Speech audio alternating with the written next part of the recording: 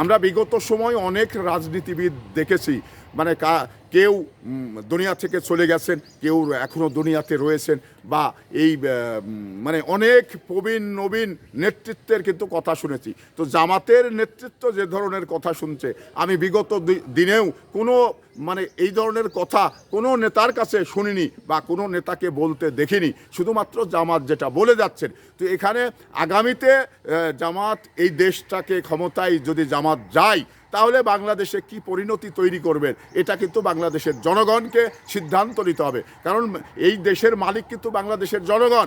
জনগণ যে সিদ্ধান্ত নেবে, সেই সিদ্ধান্তই কিন্তু বাস্তবায়ন হবে। তো এবার জামাতের ব্যাপারে জনগণ কি সিদ্ধান্ত নিয়েছেন এবং কি সিদ্ধান্ত নিচ্ছেন, সে সিদ্ধান্তে যদি ভুল হয়, তাহলে এই দেশটা আফগানিস্তান তৈরি হবে, এই দেশটা পাকিস্তান তৈরি হবে। তো সিদ্ধান্তে নিতে আমরা কখনো ভুল করব না। আমাদের সিদ্ধান্ত সঠিক সিদ্ধান্ত হবে।